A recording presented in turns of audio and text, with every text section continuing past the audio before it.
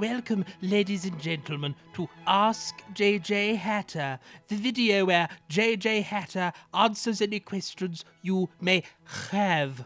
And now for your host, JJ Hatter, and the questions you have put to him. From Alien Dude, what made you choose Alice in Wonderland to be your channel theme? And do you plan on exploring other book worlds in your every Alice in Wonderland adaptation style? For an example, The Wizard of Oz or Treasure Island.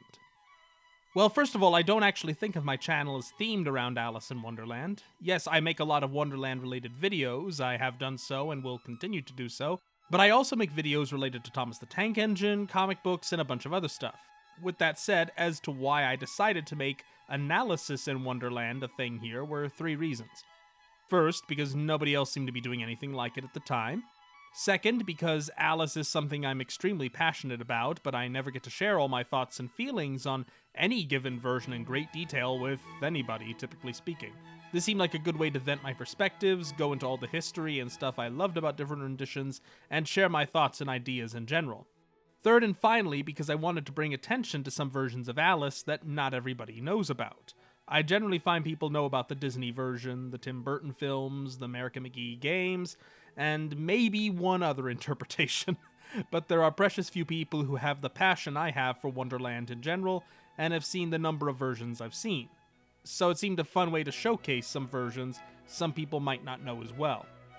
As for whether I ever plan to explore other works of literature in some way or another, yes. I don't want to name any specific stories, but I do plan to look at other pieces of fiction at some point in some fashion.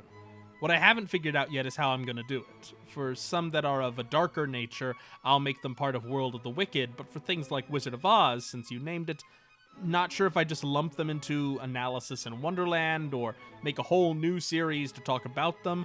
Also not sure how many different versions I'll talk about, so that makes it hard to figure out as well. We'll see how it all works out in the future, if it all works out in the future. If you guys have suggestions, feel free to let me know. From Leading Factions 678, happy birthday, JJ Hatter. Here's my question, a DC Mad Hatter question. If you were to rewrite the Mad Hatter's entire character, personality, MO, background, influence, and all that sort, how would you go about it? What would be your definite ideal Mad Hatter? Well, the second question sort of answers the first. My ideal and definite Mad Hatter almost exists already. I say almost because to me, the very best version of Batman's Hatter is the one from the DCAU, voiced by Roddy McDowall. If I were to create my own version of the Hatter, he would be pretty similar to that version in terms of voice, personality, methods, and backstory. However, I'd probably go further in depth about his background than the animated series ever did, and his design would be very different, more like the Tim Sale Mad Hatter, but with some different color choices. My ideal Mad Hatter would be a brilliant scientist, driven mad by a broken heart, who genuinely cares about children, as opposed to the perverse creature the comics often make him, and considers himself a gentleman. He can be as humorous as he can be dangerous, he has some skewed morals despite his evil nature. His motive for his crimes would be either personal, vengeance, or obsession, or they would be essentially nonsensical. His perspective is that the world is crazy and unfair, so he just does what he wants, however good or bad that may be. Also, thanks for the birthday wishes. From CG Anime Fan 67, what is your favorite live-action and animated Batman film? Who would you cast as Jervis Tetch in a Batman film? My favorite live-action Batman film is The Dark Knight. A basic choice, I know, but it's the truth. My favorite animated Batman film is Batman Beyond: Return of the Joker, which I seem to be in a slight minority on. I know lots of people who like that movie, but I very, very rarely hear anybody say it's their favorite. As for Jervis, well, if we're talking a live-action performance, that's a bit tricky, since the Hatter can go in all kinds of directions. I used to say that Timothy Spall could do pretty well in the role, but the man is almost 70 now and has physically changed significantly, so I'm no longer quite so sure. If you want a smaller and still sort of middle-aged or older Jervis, Toby Jones would probably be a great choice. For a younger version of the character, Timothée Chalamet might be great. The fellow is younger than I am, just for a start, which certainly makes me feel like an old coot. I also want to give a shout out to Amite Marmorstein, I think is how it's pronounced. He played the Hatter character in the Batwoman TV series. Now, that version was horrible. It wasn't even Jervis. But I actually think his performance was pretty good. He just didn't have great writing to help him out. I wouldn't mind seeing him get a second shot at the part with a better script, and again, while actually being Jervis, instead of, was it Liam Candleholder or whatever his name was in that show? 2 questions from Thanegill. First, have you ever considered doing videos similar to Mr. Rogue's top 5 villain stories or his Forgotten Batman villain series? I'm mainly asking this because I think you'd be really good at it. Second, have you ever thought of doing more comic book focused videos? I think you'd be good at it. I have considered doing videos on my favorite stories for different supervillains, as well as revised video editions of some old lists of my favorite versions of some villains in other media. As far as forgotten villains and more comic book based videos go, the former is a no, because it's just not my area of expertise. And I think Rogues did a pretty good job with the ones he's covered already. I'm not sure I'd have much to add, even for the ones I know. For the latter, tough to say, because as I've stated in the past, I'm really not that much of a comic book fan. I'm what I like to say is a comic book character fan. I've read some comics, more than I realized I actually was recently shown, but I'm not someone like Rogues, or I don't know, Linkara, or other really popular comic-centric reviewers and video creators who have read seemingly everything there is to read under the sun. There are lots of characters I know about that I haven't actually read any stories for, and probably even more characters I don't know anything about at all. I think it's better I stick with the things I do know and have a lot to say about. With that said, I do plan to do other superhero and supervillain related videos in the future. I just can't say how frequent they would be or how expert my opinions in them would be. From Pumpkin Shine 9696, I wonder what got you into acting in general. The answer is actually school. When I was a little boy, my elementary school had an annual mandatory Christmas program, and every class would participate. We'd get on stage and perform a song and dance number, or possibly a short play skit, the day before we left for winter break. Also, when I was in 1st and 2nd grade, I joined, I think it was a UIL, a one-act play group. It only lasted those 2 years. Both years, we did short plays that were adaptations of famous fairy tales. Coincidentally, each involved the number 3. In 1st grade, it was Goldilocks and the Three Bears, and I was cast as Baby Bear, because I was the shortest in the group. That was my very first play. In 2nd grade, it was The Three Billy Goats Gruff, and I got to play the troll under the bridge, which was the first time I got to play a villain on stage. So for 6 years of my life in a row, I was on stage at least once or twice a year, and I really enjoyed and looked forward to it. After I left elementary school, I still wanted to do theater. I was always looking for opportunities. I loved performing for people, bringing a story to life, and getting to pretend I was someone I wasn't. The showbiz bug, you might say, bit me hard, and it never really let go after that. From my old friend, Mr. Rogues, what are your favorite villain performances in film? I'm talking strictly performance by the actor here, don't necessarily have to be the greatest script. Ooh, okay, that's a hard one. There are actually quite a lot of options to come to my head for that, both with good and bad films and scripts. Let's focus on the ones from movies I don't think are that great, but the actors try their best. This isn't a hard and true ranking or whatever. I'll just name a couple of options that come immediately to mind. One relatively recent example is Jude Law as Captain Hook, from the 2023 film Peter Pan and Wendy. That movie has a lot of problems. It's not very good. But I genuinely really like Law's work as Hook in that movie. Speaking of not so great films, based on English children's literature, Diesel 10 from Thomas and the Magic Railroad. That movie's one of my ultimate guilty pleasure films. Every time I watch it, I kind of feel like a little kid again. Diesel 10 is a lot of fun, the movie's a mess. The Sanderson sisters from Hocus Pocus are a classic choice, of course. The original movie I think is very flawed, but the Three Witches, they're just so fun and quotable, and I think they're really the reason the movie's so popular beyond all else. Raul Julia, M. Bison, the 90s Street Fighter movie. This is one a friend of mine sort of reminded me was so great, was Christopher Plummer as the Grand Duke of Owls from the Don Bluth film Rockadoodle. Also him as Barnaby, the Crooked Man from the 90s version of Babes in Toyland. I kind of feel obligated to bring those two up. Last but not least, I'm just going to give a sort of a blanket coverage to a lot of performances by Christopher Lee, Vincent Price, Peter Cushing, and Tim Curry. They're four of my favorite actors, despite one being more or less retired and the other three having passed on years ago. All four of them pretty much made a career of always being awesome, no matter what.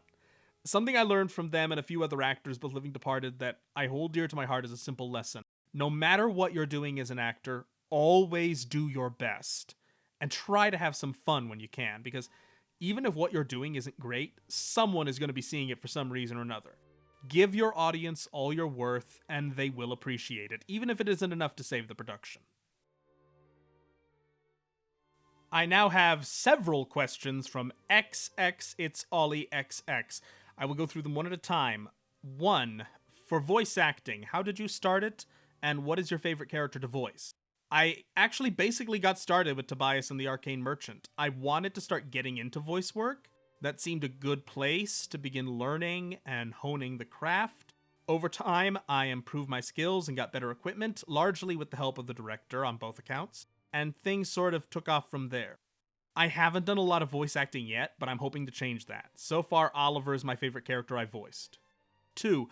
Out of all the villains in the entire world, who is your favorite and why? My 3 favorites in the entire world are the Joker from Batman, Maleficent from Sleeping Beauty, and the titular villain of Dracula. All 3 are characters I've liked a lot since I was actually surprisingly young, and as time goes on, I've developed a new appreciation for each of them in different ways. With Maleficent and Dracula, the appeal is very similar. I love their sense of power and their sort of grandiose nature, and I like seeing how each has evolved and been used over the years, with the many different takes on Dracula and Maleficent's varied roles in a lot of Disney-related properties. In the case of the Joker, he inspired my interest in the concept of the archenemy in fiction, and he's one of the reasons I have a fondness for villains who are equal parts humorous and threatening. I use that phrase a lot in talking about characters I really like, and there's a reason. I just think those are usually the best kinds of bad guys, because they're just so much fun to watch, as well as being totally reprehensible. Number 3. What got you into Triple TE, Thomas the Tank Engine? What is your favorite character, and how did you get in contact with Tynes to audition for Tatum, Tobias and the Arcane Merchant? I'm going to answer these out of order. My favorite Thomas character is Thomas himself. Other characters my interest sort of shifts around on, but Thomas pretty much remains constant. With my favorite characters, my choices are almost always either really out of the box and niche choices, or they're really popular ones that are super obvious. There's very rarely an in-between. A couple others I can name that I love are James, Diesel, Percy, Gordon, and Toby. How much I love any of them kind of shifts and fluctuates over time. And there's a lot of others I love too. I love so many characters in Thomas. As for the show itself, I've been a fan of Thomas since I was a little boy. I watched Shining Time Station a lot as a kid, had a lot of the tapes on VHS, collected toys. Thomas was my everything as a kid, and while my interest in the show is no longer as intense as it used to be, it's still something special to me. As for how I got in touch with Tynes, it was while I was in college. I had just seen Half Pariah, was looking at some other stuff he'd made, and just happened to notice he had opened auditions for the sequel. I wanted to give it a whirl, so I sent him a message via the information included at the time, submitted an audition, which was recorded terribly on my phone, and the rest is history. Number 4. What are your interests/hobbies outside of YouTube? I'm a writer, first of all. I've written a lot of fan fiction. I've also written some plays that have been produced. I haven't got anything officially published yet, but I'm hoping to change that in the near future. Of course, I'm also a stage actor and occasionally a singer. I've worked with multiple theater companies in my area in a variety of different shows. And 5th and finally, what characters would you like to voice act in the future? And what are your hopes and dreams for your voice acting career? My future hope is to have a voice acting career. I am planning to create a profile on a couple of casting voice acting sites in the near future, presuming I haven't already by the time this video comes out, and trying to push myself more in that direction. Sorry, my voice is going a little bit. In terms of characters I like to voice act, that's kind of a trick question. It depends on what opportunities present themselves and where. I've had some people leave comments asking me if I would like to participate in projects, actually, but they never get back to me. I've also commented on posts I've seen about fanworks that are casting around. But anyway, I asked for deadlines and information, but I haven't gotten responses there. So basically, as soon as I can get more of myself out there, we'll see what happens. From Pranav37, I think that's how it's pronounced. My question for you is, how was your experience voicing Oliver for Tatum, and what part about Oliver was your favorite? It was an interesting experience. Oliver's totally different from any character I've gotten to play on stage in a lot of ways, and the process was totally different from anything I've done as an actor, either on stage or through other scattered pieces of voice work. Simply put, you don't usually live with a character, constantly revisiting him and working to find them for almost a full decade. That part alone was interesting. I also just like getting to play Oliver on principle, because it was so cool to be part of a fan film based on something I loved as a child, and play a character inspired by one I knew as a kid. My favorite part, though, was Oliver's story. I love the arc he goes through, and it was challenging, but also enjoyable to find the way to bring his journey to life. Times helped a lot with guiding me, where I needed to highlight his weakness and his strength, his emotion or his ruthlessness, etc. A lot of people seemed to really feel for him and liked my work with him, and I appreciate that a great deal. He was a complicated character to pull off, but very rewarding. And finally, our last question from James Bevan9939. It's a short answer. What kind of music do you like to listen to? Mostly show tunes from various musicals, both film and stage. I also listen to a lot of other things. I've got at least one favorite song for, I think, nearly every genre. And that was Ask JJ Hatter. Thank you for leaving your questions, and please stay tuned for future videos. Now, if you'll excuse me, I must prepare the birthday cake for today's festivities. Good day!